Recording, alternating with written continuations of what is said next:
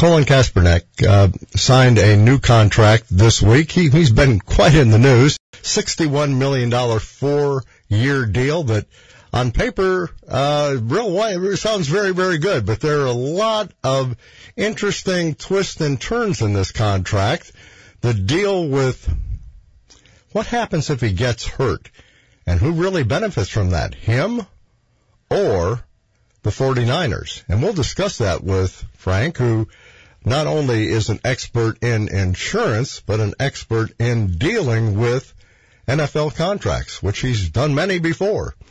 They're extremely complicated, and this one is too.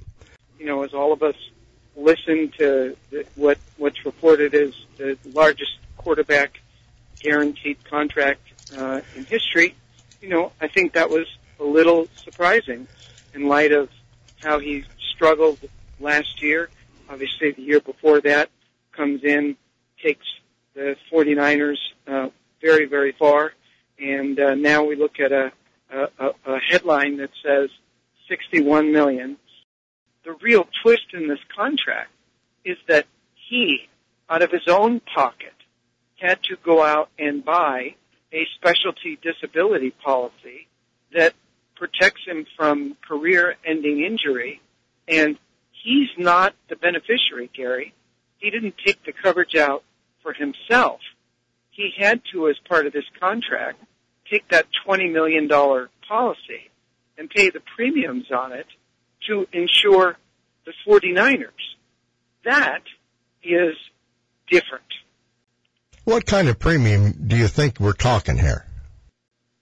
You know, my guess is that $20 million over the course of time is probably going to cost them over the 5-year period. You know, probably cost them close to $1.5 million, maybe $2 million. Well, you know, the interesting thing is that when you and I hear $61 million in guaranteed money, you know, my knee jerk says, all right, he signed a 6-year deal for $61 million, and it's guaranteed. I take my shoes off and I divide 61 by 6, and it takes me to like 10.15 million guaranteed every year. But, you know, as you then look through the deal, not truly, really the case.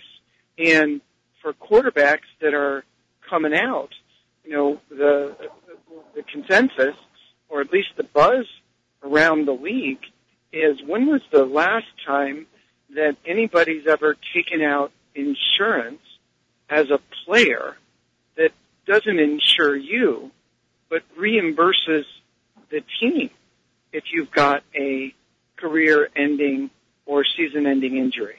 I mean, frankly, never heard of it. But with all of the stipulations in this and all of the, I don't want to say penalties, but all of the contingencies in this contract, as I say, as I go through it, with not having a dog in the hunt, I think it's a contract that benefits the 49ers as much as it benefits the player.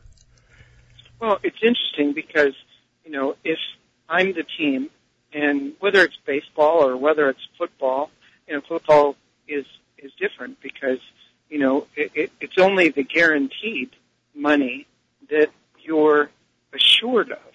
So get a career-ending injury, and your signing bonus is your guarantee. Obviously, during the season, if you get injured and can't come back the next year, well, too bad for you, unless you've got some true guarantees. This deal, you know, as we look at it, $6 million could come off the top just real quickly if he either isn't a first or a second-team All-Pro, or if he doesn't take 80% of the snaps, or if San Francisco doesn't get to the Super Bowl.